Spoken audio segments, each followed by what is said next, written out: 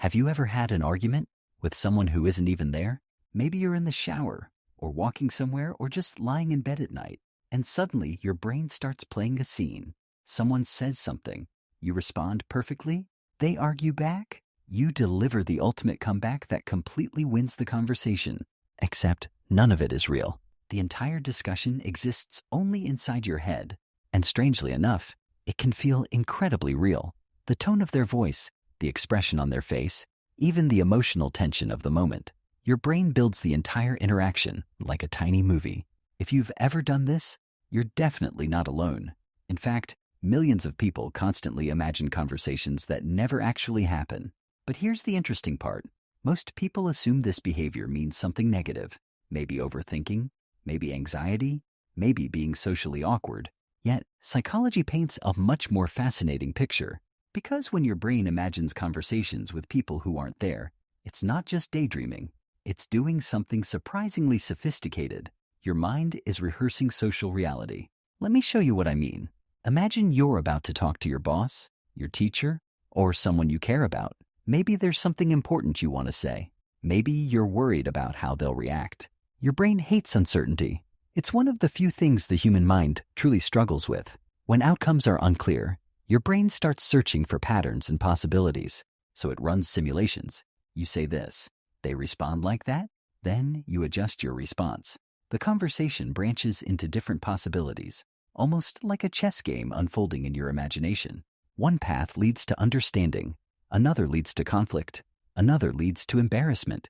Your brain explores them all. Psychologists sometimes call this mental simulation, and it's actually a core part of how humans navigate social life. Long before you step into a real conversation, your mind has already tried dozens of versions of it. This ability is deeply connected to what scientists call theory of mind, a concept studied extensively by researchers like Simon Baron-Cohen. Theory of mind is the ability to imagine what other people might think, feel, or say. In other words, your brain is constantly trying to step into someone else's perspective, and imaginary conversations are one of the ways it practices doing that. But there's another layer here, and it's a little more emotional. Sometimes these imagined conversations aren't about preparation. They're about unfinished feelings. Think about the last time someone said something that bothered you, but you didn't respond the way you wanted to in the moment. Maybe you stayed quiet. Maybe the words didn't come fast enough. Hours later, your brain replays the scene. Except this time, you say everything perfectly. This phenomenon even has a name in psychology and linguistics.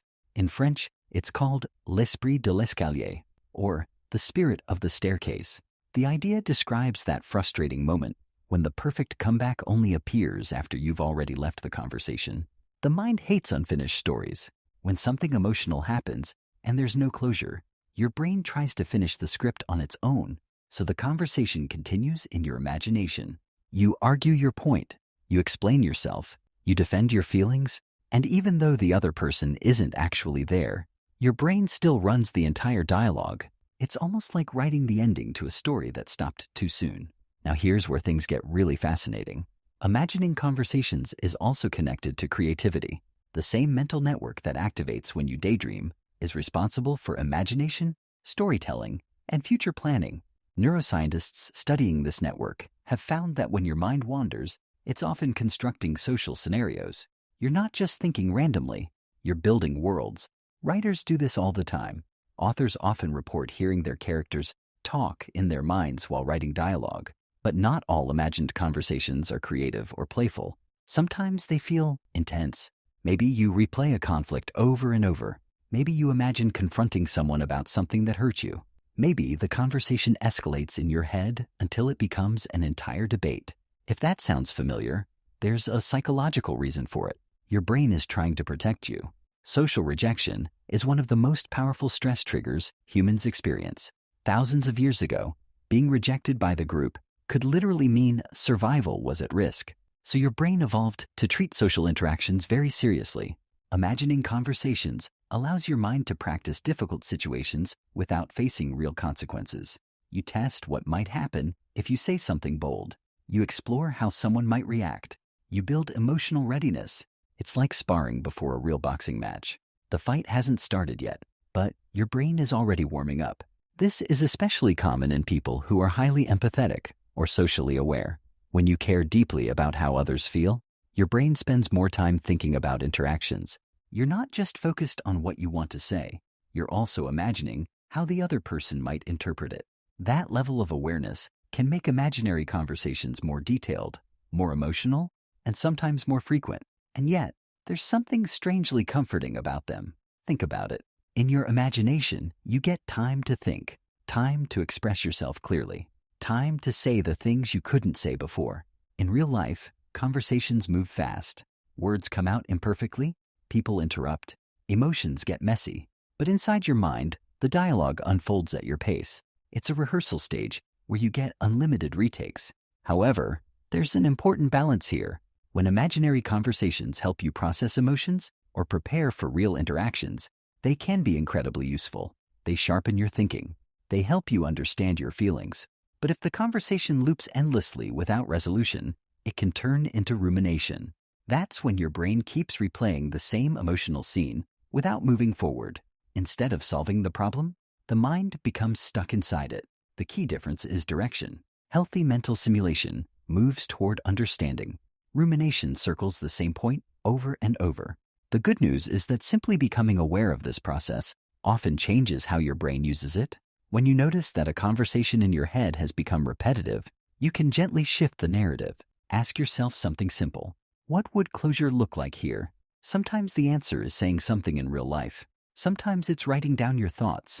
And sometimes it's realizing that the conversation you imagined already gave you the clarity you needed.